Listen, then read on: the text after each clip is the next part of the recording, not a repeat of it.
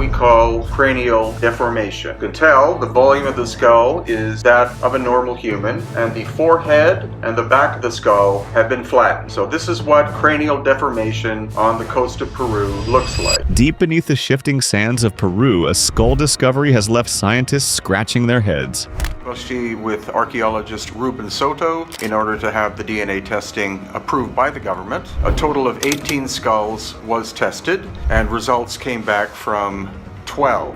And what AI uncovered inside the 3,000-year-old remains wasn't evolution, it was intrusion. So watch closely, because sometimes the world doesn't need an explanation, it just needs to be seen differently. With that in mind, let's begin. They say some discoveries were never meant to be unearthed, and this one, buried beneath Peru's shifting sands, might be one of them. In 1927, deep within the Paracas desert, archaeologists uncovered tombs older than most civilizations. But what they found inside defied logic.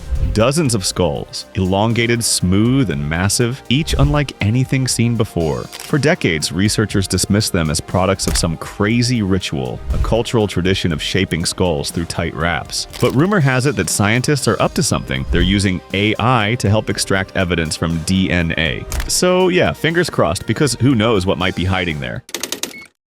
When AI-driven sequencing finally decoded the ancient remains, what surfaced wasn't just strange, it was impossible. Scientists expected the genetic blueprint of early Native American tribes. Instead, the algorithm traced markers linked to regions thousands of miles away, the Middle East, and parts of ancient Europe. No migration record, no historical bridge, just a genetic footprint where none should exist. The findings defied every established timeline of human movement. It was as if an entirely different branch of humanity had appeared in isolation, lived, ruled, and vanished, all before written history began. One researcher put it simply, we weren't looking at modified humans, we were looking at something else entirely. If the Paracas skulls carried traces of an unknown lineage, then maybe the old legends weren't just stories after all, because across the world, from the sands of Egypt to the plains of Mesopotamia, ancient texts spoke of sky gods, luminous beings who descended from above, sharing knowledge of stars, farming, and architecture before vanishing back into the heavens. The similarity is haunting. The elongated heads carved into ancient temple walls, the tall figures depicted with strange helmets and staffs of light. They all mirror the physical traits found in Paracas remains. It's as if these cultures were remembering the same visitors, seen through different eyes. Historians call them myths, yet every civilization, separated by oceans and time, described the same arrival, the same departure, and the same silence that followed. Could it be that those gods were not divine, but remnants of a forgotten species, one that walked among us, taught us, and then disappeared without a trace? And if they truly left, who's to say they didn't plan to return? But protecting a secret humanity was never meant to find.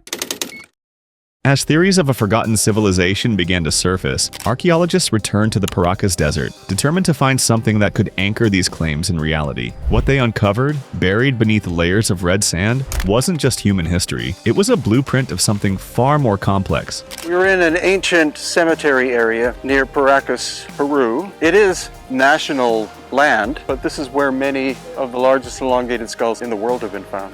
You've got these stone chambers that line up just right with the stars. There are fiber textiles made with dyes that still hold up against chemicals even now. Inside the tombs, you find artifacts made from metal alloys that aren't even from around here, and they look surprisingly modern. Every discovery raised a new question. How did an ancient culture isolated by desert and time achieve such precision? Some researchers whispered that these weren't remnants of local craftsmanship, but relics left behind by those same outsiders. A society advanced enough to leave technology mistaken for myth. It was as if the sands of Paracas weren't hiding the past, but protecting a secret humanity was never meant to find. But just as the evidence began to challenge conventional history, the conversation abruptly stopped. Reports were quietly retracted, field notes went missing, and several institutions refused to publish the DNA findings. It was as if someone, or something, wanted the Paracas mystery buried once more. Researchers who once spoke openly about their discoveries suddenly went silent, citing pressure from higher authorities. Funding for the excavations was withdrawn without explanation. Even local guides who once led journalists to the dig sites began refusing access, claiming claiming they were warned not to return. The official narrative insisted the skulls were ritual deformations, a cultural practice, nothing more. Yet the physical evidence, the alloys, the star-lined tombs, all of it remained unanswered. And for those who had seen the artifacts firsthand, the silence felt less like skepticism and more like suppression. Because sometimes history isn't rewritten by what we find, but by what we're told to forget. So if the DNA wasn't from here, then who were they? That question sent shockwaves through the scientific community, because buried beneath the genetic code was something even more disturbing. Traces of traits not found in any known human group. Elongated skull cavities suggesting increased cranial volume, different bone densities, and even missing sutures where the human skull normally fuses. These weren't deformations, they were designs. Archaeologists began re-examining local folklore, and the pieces started falling into place. The Paracas people once spoke of beings who descended from the sky, tall, pale, and wise. Legends said they ruled as teachers before vanishing into the sea. And now, the physical evidence seemed to echo those ancient stories. It was as if these outsiders appeared out of nowhere, lived among early humans, and left behind a trace, one that science is still struggling to understand. If the Paracas skulls were truly linked to an unknown lineage, it wouldn't be the first time such anomalies surfaced, because across the ocean, thousands of miles away, similar skulls have been found buried in regions that, by all logic, should have had no contact with ancient Peru. People with elongated skulls literally inhabited the entire planet, and no matter where you go on the planet, you will find remnants of elongated skulls, or people that used to have elongated skulls. And a lot of evidence has been left behind that they traveled and circumnavigated the entire planet. They may have even been interplanetary. From the Black Sea shores to the sands of Egypt, the same elongated forms appear, each dated to nearly the same prehistoric window.